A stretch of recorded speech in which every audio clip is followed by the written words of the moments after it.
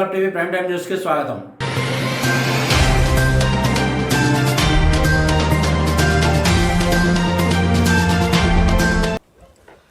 Good afternoon, friends, and welcome to this press conference. As we all know, the Civil Aviation Ministry has undertaken significant initiatives and carried out Lifeline Udan mission successfully to deliver essential medical cargo across the country due to the situation arising out of the COVID-19. Further, under the Vande Bharat mission, the Civil Aviation Ministry has also brought back over 100,000 stranded citizens back to India since 6th of May. To tell you more on these and other issues today, we have with us Honorable Minister for Civil Aviation, Shri Hardeep Singh Puri. I extend a warm welcome to you, sir. I also welcome Secretary Civil Aviation, Shri Pradeep Singh Kharola, CMD Air India, Shri Rajiv Bansal, Chairman Airport Authority of India, Shri Arvind Singh, DG Bureau of Civil Aviation Security, Shri Rakesh Asthana, DG Director General of Civil Aviation, Shri Arun Kumar. Friends, the Honorable Minister will first give his opening remarks and then we'll take some questions. Please follow the points of order and a gentle request to keep your phones either on silent mode or switch off. Now I request the Honorable Minister to give his opening remarks.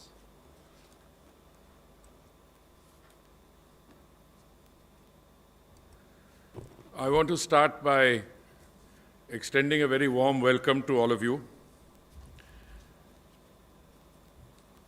Since there is a fair amount of information that I think needs to be shared with you and through you with the other stakeholders, I've requested the PIB to try and have this compilation which I'm using for figures for sufficient copies to be made and circulated to all of you. I hope that's done, but and I'm sure it will be.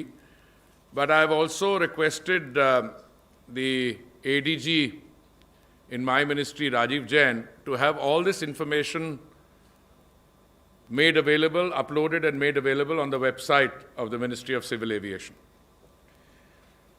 I want to recall, and I don't want to take too much time on the facts and figures because I want to set aside enough time for the interactive component of this session. I want to recall that my colleagues and I have had similar press conferences at least on 4 earlier occasions in this format. On 6th March, when we shared the kind of steps that we were taking at our airports, if you have any issues on how that is faring, we have the Chairman and Managing Director of the Airports Authority of India, my colleague and friend, Shri Arvind Singh, with us. On 2nd April, we met and discussed the contours of the Lifeline Udan mission. You know that the Lifeline Udan mission commenced within, I think, 2 or 3 days of the lockdown being ordered in the, I think, around 23rd March, 24th March. And within a few days, Lifeline Udan started. Lifeline Udan has already conducted close to 588 flights, or rather 588 flights, maybe more. They've carried 940 tons of cargo, essentially COVID-19 related reagents, enzymes, medical equipment, testing kits, PPEs, masks, gloves, medicines and other accessories and cargo, which the states and the union territories required. Lifeline Udan has also brought in about nearly 2,000 tons, 1,928 tons to be exact, of medical supplies from foreign countries to India, and we've sent out 30 tons of medical supplies to our countries in the neighborhood. Now, clearly, Lifeline Udan had a pivotal role to perform in meeting this pandemic and the consequences of the pandemic. But once domestic civil aviation opened up, then it was our attempt, and we were successful in fusing the operations of Lifeline Udan into the domestic civil aviation. Then we met on 5th May when we talked about the launch of the Vande Bharat mission.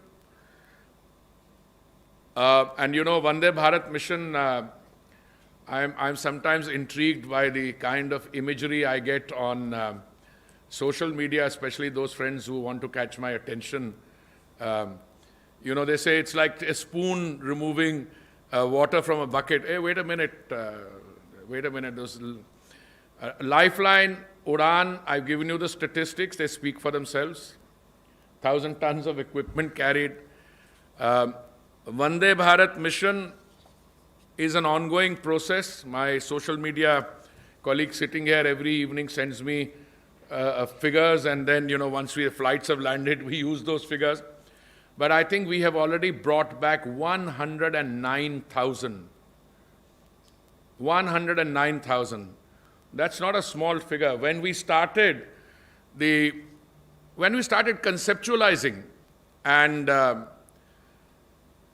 working out an approach to Vande Bharat, the calculations which my colleagues in the Ministry of External Affairs did was that the total number of people that we might have to bring back, based on those who had registered initially with our missions, would be something around 190,000 for all countries together. Well, it's a different story. I'll come to the exact figures, but we've already brought back 109,000 on Vande Bharat.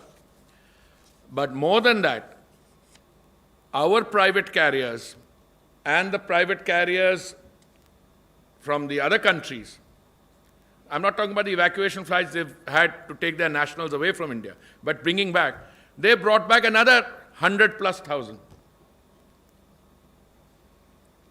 I think the figure is about 143,000 or so, others, something in that figure.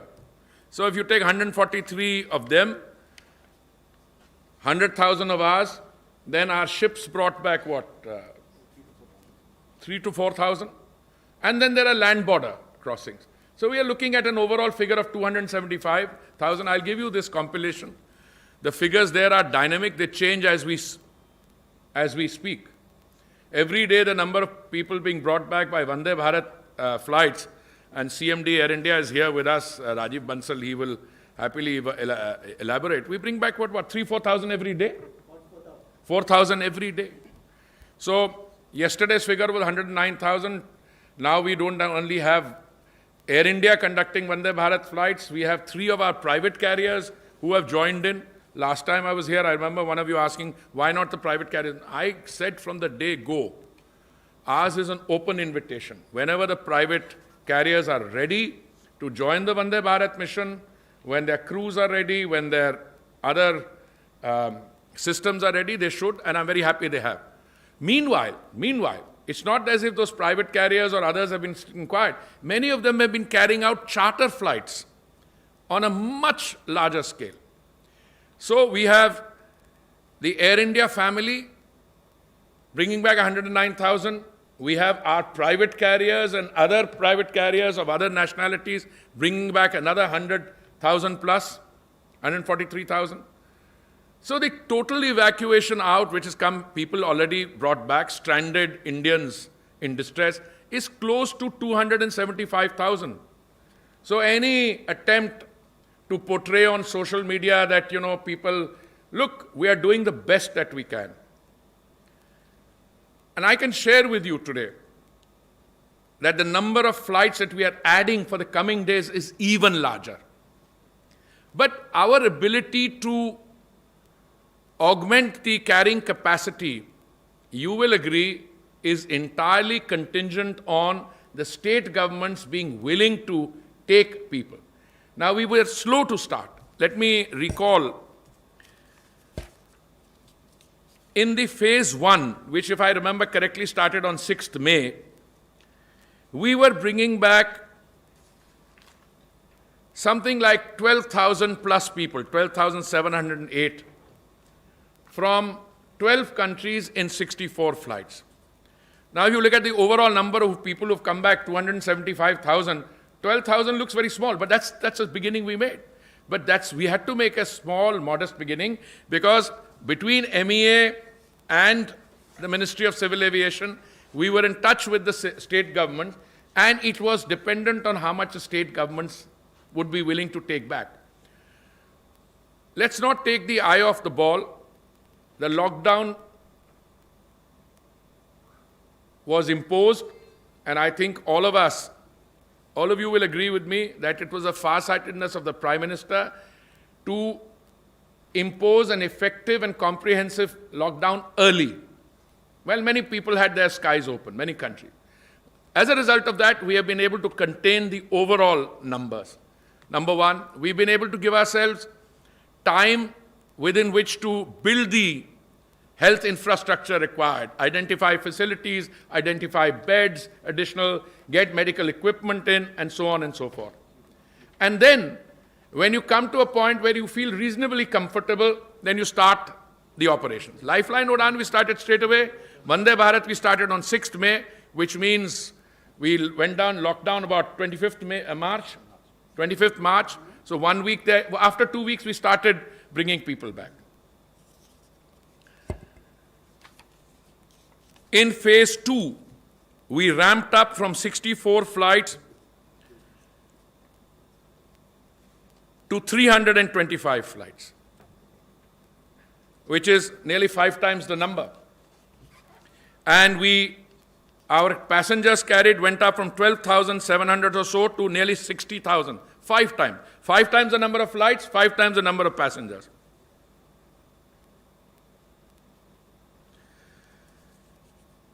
In phase 3, the total number of flights has been raised from 325 to 581. Let me give you now some example, some flavor of the kind of operations we've had to run. Divide the world broadly into the Gulf countries towards the west, Singapore, Kuala Lumpur, Hong Kong on this side. These are the real places of pressure, and if I were to look at the numbers, I would say maximum pressure was from the countries in the Gulf region.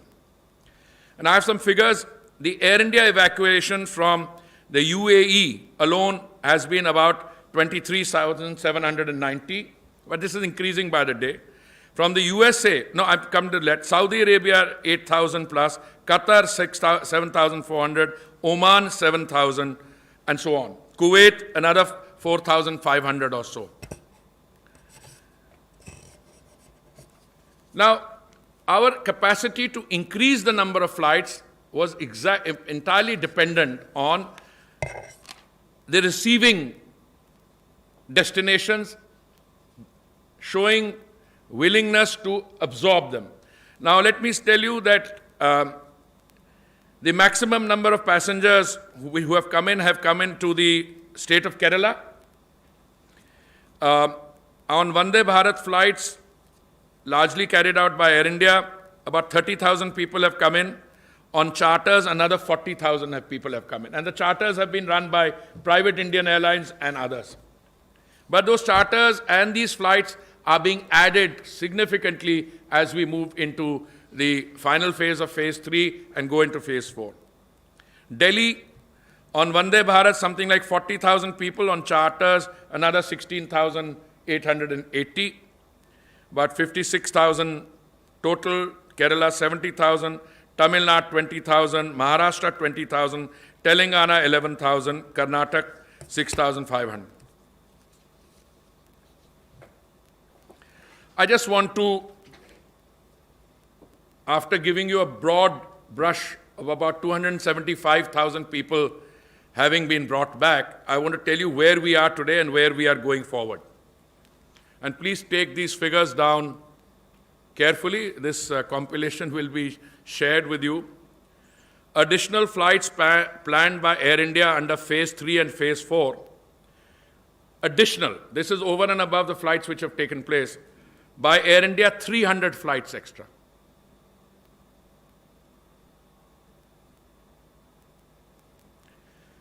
in addition to the Air India 300 flights, we have offered 750 flights to domestic private carriers. So 300 to Air India, and we've offered 750 to domestic private carriers, which means a total of 1,000. I'm not sure that all the 750 will be availed of. I don't know. Maybe yes, maybe no. I'm not sure Air India will be able to carry out 300, but that's what they're planning, and they have their systems in place. 40 odd of these 750 flights have already been scheduled by the private operators. We are also, in addition, taking very effective steps to bring people back from areas where Air India never flew. For instance, countries in the Latin American region, some parts of Africa. Yesterday, we spent a lot of time talking about those of our students who are stranded in Kyrgyzstan, Central Asia. Now, we don't have flights to many of those places, so you conduct special flights to bring them back. There's been an impression around, I think, even if I may be allowed to use a term, I normally don't use strong language, but motivated impression on social media that this is some kind of a monopoly being created for Air India. Clearly, the facts don't add up. If we are giving 700 flights to our domestic carriers and we are giving flights to foreign carriers, now clearly there's no monopoly here at all. But we also know what the facts are. If you have to carry out evacuation flights to and fro from here to the United States and United States back here, out of our carriers, Air India is the only one which has the wide-bodied platforms which can carry. And I would like CMD Air India in a little while to tell you how many flights they've carried out to the United States and Canada. I mean, I recently recall a discussion where we added, 70 flights? 70 flights in one go, we added. 50 to US and 20 to Canada. And then, of course, our friends, I like to use a particular term I'm going to resist on social media, saying, but, you know, this is not correct. Hey, wait a minute. All the tickets for all these flights were in the most transparent manner made available for sale online. So anyone who's suggesting that, you know, this was done, well, the tickets were over before, before too long. Why? Because on the day that these flights were opened from the India end to the US and Canada, I think you had 60 million hits. Somebody wrote an article, I had to publicly contradict it. But that's not possible. Air India website only has 4 million, others have 7. It's not a question of what is possible, that's what happened. On the day we opened up, in a few hours' time, all the flights, almost all, went. So what is the solution to that? The solution is you add the number of flights and try and meet the demand. I personally believe, and I'm going by my experience in terms of interaction through all of you, you call me, through other people, we have been able, by and large, to meet a large proportion of the demand. I'm not saying we've been able to meet one. Once in the coming days we have more flights, we'll be adding more flights, we'll do. So we'll have to think of novel arrangements. I already told you in the remaining part of phase 3 and phase 4, Air India will add 300 flights, our private carriers will add 750 flights. But I also want to give you what the other countries' airlines have done in terms of charter. Because it seems as if, you know, this is airspace which is confined only. I'll give you some example. Qatar Airways has carried out 84 charter flights, and these things keep changing as we speak. Outward, this is outward 84, inwards 40, KLM 67, Fly Dubai 57,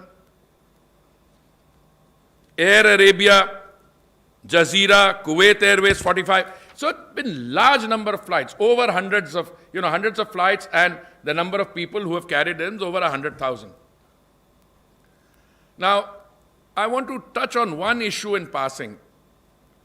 Some people agitate, perhaps for good reason, that they have entry permission to go back to the countries where they normally reside, and that they are not being allowed to go back. Wait a minute. If you have entry permit to go back, all countries have placed restriction. And when we talk about the possibility and feasibility of international flights resumption, I'll come to that in greater detail. But if you have permission to go back to a country A or U, anywhere in the world, nothing can prevent you from going back. You have the permission. All you need is a platform to travel on, a carrier to travel on. I have the CMD of Air India here with me, and I will request him to speak. Anyone who has a valid permission to travel back is most welcome to fly on his, because his outbound flights, in any case, are carrying far fewer people than the incoming flights to the Middle East and Gulf, to Singapore, to other countries in Southeast Asia. So you're most welcome to fly on those. The purpose of this invitation is so that the false narrative which is sought to be created as if we are standing in the way, that's just not correct. You're most welcome to fly back. I want to come, if I may, to the issue of international operation. I've been Minister for Civil Aviation for a year, but I have with me all the stalwarts who have been, before becoming DGCA, Arun used to be a Joint Secretary in the ministry, he knows. Mr. Astana has been looking after civil aviation security for a kitna der ho gaya? Year and a half. So he's been around for a long time.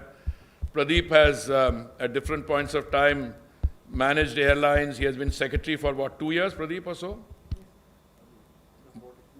More than a year, longer than me. And Arvind has been chairman Airports Authority, and Mr.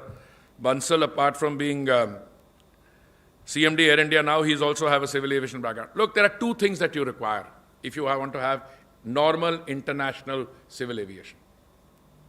One is you need the airspace to be open. That means you must allow people to fly in. You must have the entry or the border acceptance to be free. What happened as a result of COVID is that many countries decided that they were not going to allow nationals other than their own to come back. Frankly, that's the position we also took in India. We said any Indian who is stranded outside can come back. We subsequently modified that to say if you are an overseas citizen of India, card holder with some conditions, you can come back. Foreign diplomatic missions, their personnel could come back. And then we opened up a little, some people coming for important or urgent business, we opened. All other visas were suspended. So let me share with you what the border acceptance conditions are. In the United States, entry is conditional. In the United Kingdom, entry is conditional. In Australia, not allowed. In Germany, it's conditional. In France, it's conditional. Brazil, it's conditional. In China, it's conditional. South Africa, conditional. UAE, conditional. Singapore, conditional. Now, if you have border entry point conditions imposed, it means you cannot allow normal civil aviation in the normal sense, which is you have a summer schedule, airlines announce a number of flights, they operate them, whereby if the passenger cannot enter the others. So what happens is we are dealing with a situation which is constrained by certain conditionalities. And one of those conditionalities is entry conditions. Like when we started, all the countries in the Gulf, from where hundreds of thousands of Indians are coming back, they were not allowing people to come back. Now some of them are beginning to open up a little. You apply on a case-by-case basis, they will clear it, and hence That's why I made the offer. Air India is very happy to take them all back. The second condition is a quarantine condition, which I think you can deal with if it's announced, etc. The third one is, what is the extent to which domestic and international traffic is being permitted on these countries? Now, so that there's no misunderstanding, let me start with our own. Prior to the COVID pandemic, when we took the lockdown measures, prior to that, we had a fairly robust domestic civil aviation scene. I think the average number of passengers who traveled in a day was around 300,000. 3 to 350,000 in a day. So when we decided to open up, clearly we wanted to talk to our airports, to Arvind, to the other private airport operators. We asked them, are you ready with your procedures? It's only when Arvind and the private airport operators came and told us they're absolutely ready, they have their social distancing norms in place, they have the airport procedures in place, that an almost seamless, without human contact procedure has been put in place, where you can print your boarding pass, out at home, come, no queues, and wait. Once they said they were ready, we said it. We asked our airlines, they also said we are ready. But today, after opening domestic civil aviation on the 25th, and you know, we had difficulty on the first day. I anticipated it, but let me also put on record, if we had not opened on the 25th, we had opened on the 15th, or we had opened on the 30th, we would have had the same difficulty, because you are coming from a period of lockdown into activity, so there are state governments sometimes pulling in different directions, there are different interests, people were a little worried. Today, the maximum we've done on a particular day since we've opened up is around 72,000 passengers in a day. We started at 30,000 domestic passengers a day. Maximum was 70,000. Today's figure I've seen is about 65,000 or so. Yesterday's figure, 65,000. I'm hoping that we will reach the 100,000 figure, which is 33%, because we've opened up 33%. So we are not even being able to carry out 33% domestic travel. But we will slowly open up a few more routes, because there are people who will, well, it will be overall, it will be 33, 35%, maybe we'll go up some percentage. But let me give you the domestic figures for the other countries. And these are all based on IATA figures. You will get this compilation. The domestic passenger traffic being carried out in the United States is about 28.6%. In the United Kingdom, it's 6.9%. In Australia, it's 15.4%. In Germany, it's 4.9%. In France, it's 3.9%. Brazil, 9.6%. China, which opened up earlier, they have a very high, much higher percentage, I think about 80+%. UAE, Singapore, I mean, there's no domestic traffic the way we talk about it. So, yeah.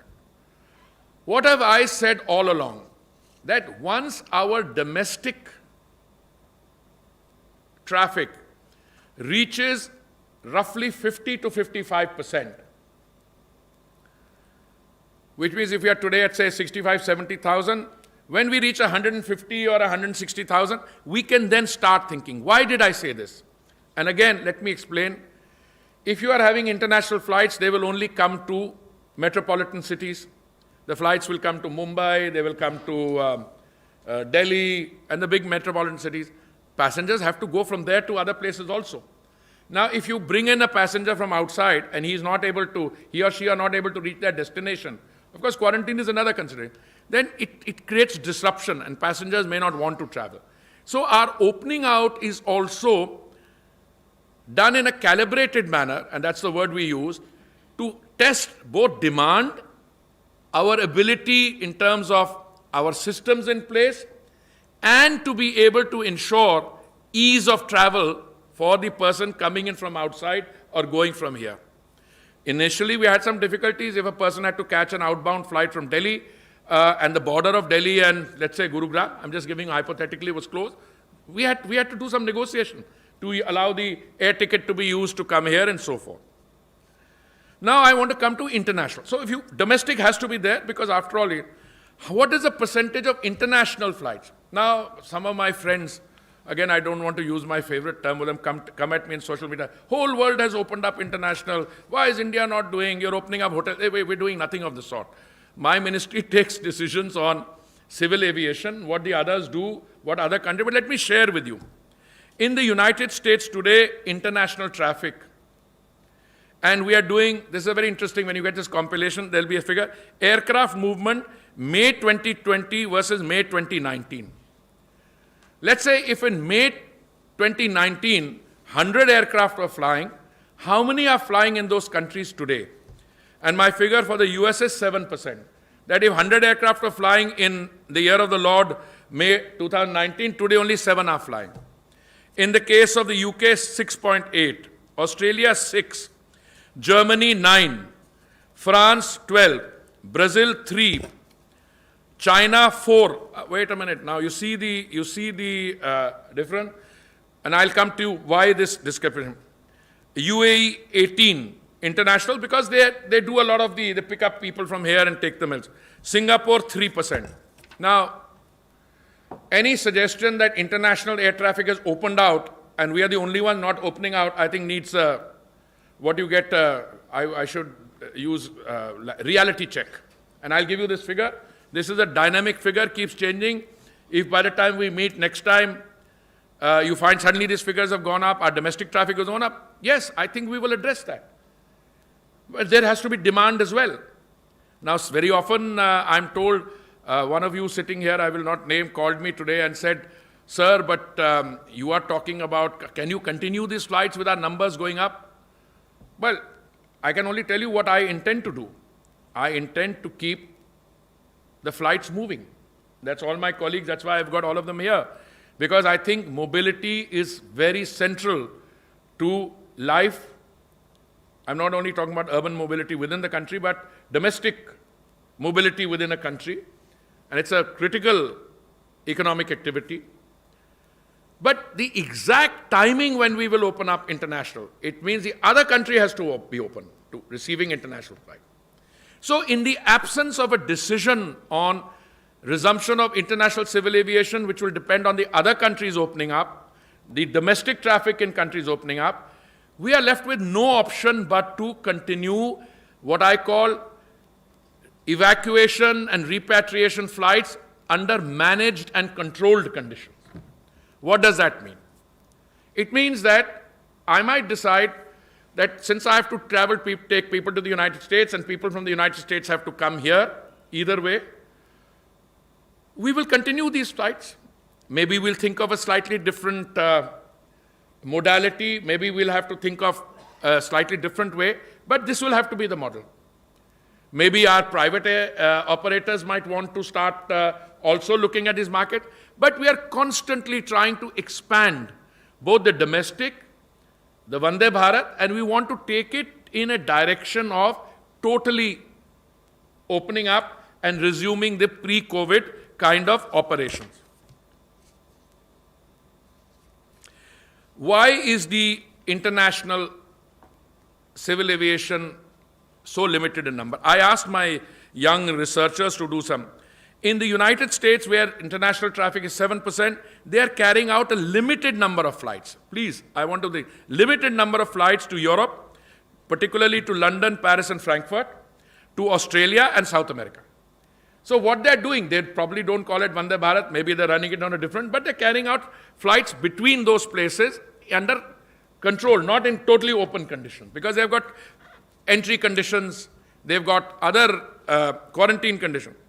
Singapore, 3.8%, limited flights to Australia, China, Japan, UK, and Germany. That is, if there were 100 flights last year in May, it's only 3.8 flights now. UAE, 18%, limited flights to US, Europe, and Australia. UK, 6.8%, air bridge with France, Spain, Greece, Portugal, around. France, 12.8%, Amsterdam, Barcelona, Athens, and Frankfurt. Now we take advantage of some of these. We have, for instance, Indian citizens wanting to come back from the Caribbean. Now, it's very difficult for Air India to fly to the Caribbean, so what we would typically do is for Air India to be in touch with one of these airlines, let's say KLM, and request KLM, which is flying to these places, to bring those passengers up to a European hub, and for Air India then to transport them back. I'm going to confine myself to this. I think I've spoken slightly longer than I had intended to, but that always happens when you have the inspiration of your friends in the media with you. But I am going to offer my colleagues, those of them who want to add something, to say a few words, and then we are open for questions. Maybe we can start with you, Pradeep.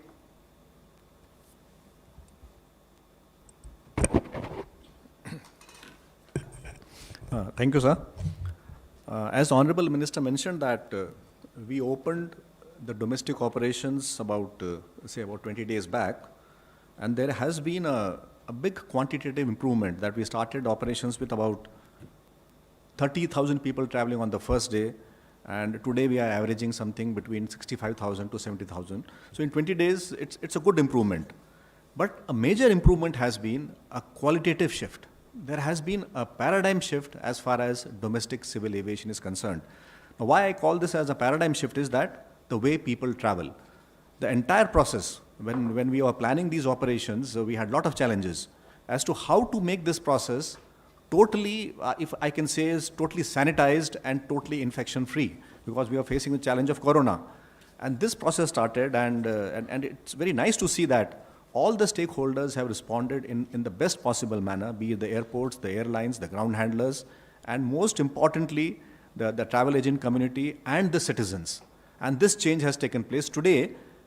Means it will be very, very heartening to know that almost all people are getting the boarding passes sitting at home. Now, this was a big change. And in normal times, this would have taken place, this would have taken about 1.5 to 2 years more. Now, we were able to achieve this in one short operation. And the entire ticketing process, the entire boarding process has been made contact-free. When the passenger comes to the airport, there also, the process of check-in, the process of baggage drop, again has been made totally contactless.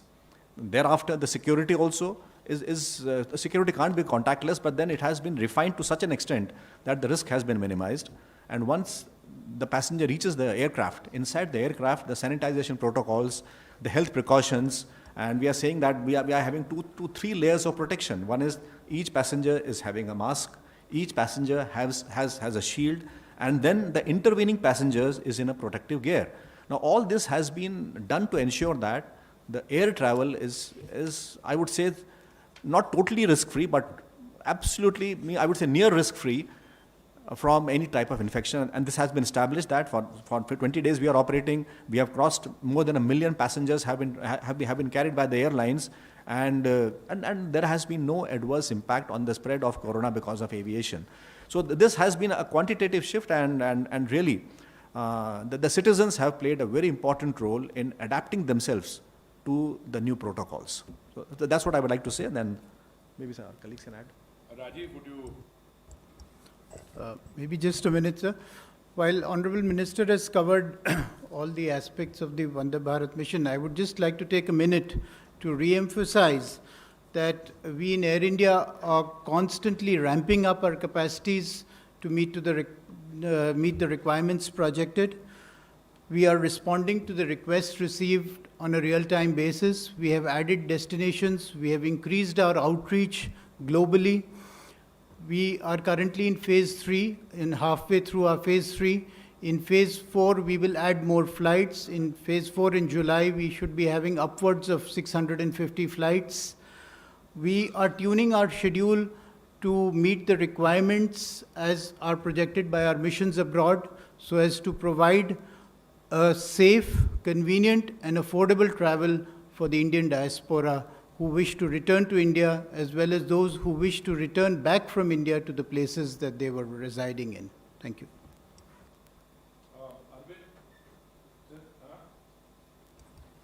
You want to reassure them that your airports are all Sanitize. So, as highlighted earlier by Secretary Mr. Kharola, when we started domestic operations, actually, we were all getting used to the new normal. So earlier we had a series of meetings in the ministry, and we decided that a new standard operating procedure has to be put in place, where all the boarding and other facilities will be, the passengers, this will have, we want to see them board the plane in a contactless fashion. So we had to create those facilities at all the airports. And now it is with great satisfaction that we see that the numbers traveling have gone up. More than 1 million passengers have traveled through air, which is one of the safest modes of travel, since we opened up on 25th May. And as mentioned earlier, the numbers are going up. From 25,000, we have reached a high of 72,000. And as and when confidence about flying builds and the facilities that people are getting at airports, we are committed to keep those facilities intact and improve them further to see that the number of flyers go up in the future also.